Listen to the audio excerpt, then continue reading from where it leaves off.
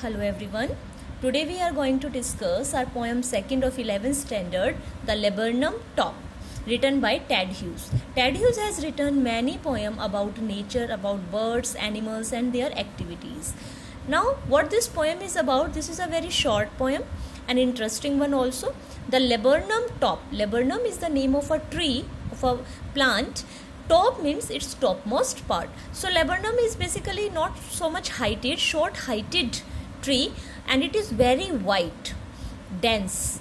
So let's start the poem.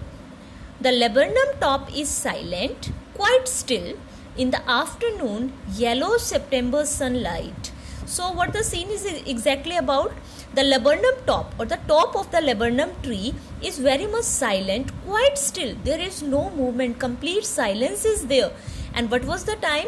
In the afternoon, yellow September sunlight. Month of September was there, sunlight was there, and yellow means the leaves of this laburnum tree becomes yellow because of this autumn season. A few leaves yellowing, all 8 seeds fallen. So the exact scene is that the laburnum top is very much silent, quite still, and it was the afternoon, September month, and yellow sunlight was there, and few leaves yellowing and all 8 seeds fallen. So you can easily imagine the scene. Autumn season was there, how seeds has fallen, leaves becomes yellow, and what kind of atmosphere was there, you can have this idea. So in the first 3 lines we get to know that there is a complete silence on the top of the tree. There is no movement. And this is up to when? Till the goldfinch comes. Now goldfinch is a name of a bird. This bird is basically yellow and having black marks on the face and other parts of the body. So till the goldfinch comes. So ये जो यहाँ पे silence हमें बताया गया है tree का, वो कब तक था? जब तक गोल्ड फिंच बर्ड वहां पर नहीं आती. विद द ट्विचिंग चिरअप, और वो क्या करती है? फड़फड़ाती हुई, चहचहाती हुई उस पेड़ पर आती है. अ सडननेस, अ स्टार्टलमेंट, और अचानक से क्या होता है? A suddenness, a startlement at a branch end, कि ब्रांच के एंड पे जहाँ पे आके वो गोल्ड फिंच बैठती है वहाँ पे ऑल ऑफ सडन एक मूवमेंट स्टार्ट हो जाती है, एक स्टार्टलमेंट स्टार्ट हो जाती है. Then sleek as a lizard, और यहाँ पे बताया जा रहा है इस गोल्ड फिंच के बारे में कि ये जो गोल्ड फिंच है, स्लीक मतलब बिल्कुल पतली, लाइक अ लिजर्ड, अलर्ट, एब्रप्ट, जैसे लिजर्ड होती है ना, जरा सी मूवमेंट से फटाफट कहीं भी मूव करके चली जाती है, तो बिल्कुल अलर्ट और बिल्कुल फुर्ती के साथ. शी एंटर्स द थिकनेस, और ये बर्ड क्या करती है?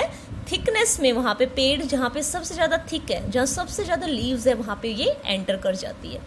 और जैसे ही ये उस पेड़ पे एंटर करती है, and a machine starts up of chittering and a tremor of wings and trillings.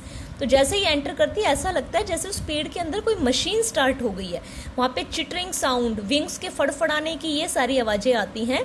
तो यहाँ से हम आइडिया लगा सकते हैं कि उस पेड़ की थिकनेस में ये जो गोल्ड फिंच है, इसके जो यंग वंस हैं वो वहाँ पे हैं, जो उस बर्ड को देखकर मूवमेंट करनी स्टार्ट कर देते हैं.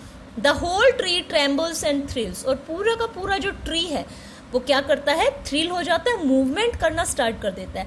तो बेटा बात यहाँ पे है कि गोल्ड फिंच जो है वो अपने यंग वंस के लिए खाना लेकर आती है, और जैसे ही वो वहाँ पे एंटर करती है, सारे जो उसके यंग वंस हैं वो क्या करते हैं? चिटरिंग साउंड करना स्टार्ट कर देते हैं, अपने विंग्स को ट्रेमर करना स्टार्ट कर देते हैं. जो पूरा का पूरा ट्री है वो स्टार्ट हो जाता है मूवमेंट में. It is the engine of her family, और वो जो गोल्ड फिंच है वो अपनी फैमिली के लिए एक इंजन का काम वहाँ पे कर रही है. शी स्टॉक्स इट फुल, और वो क्या करती है? उस पूरे के पूरे ट्री को बिल्कुल फुली स्टॉक कर देती है. Then flirts out to a branch end showing her bared face identity mask, और उसके बाद शी स्टॉक्स इट फुल, वो अपने बच्चों का पूरे तरीके से पेट भर देती है. Then flirts out to a branch and, और जो स्टार्टिंग में ब्रांच एंड पे आके वो बैठती है ना, वहीं पे वो वापस आती है.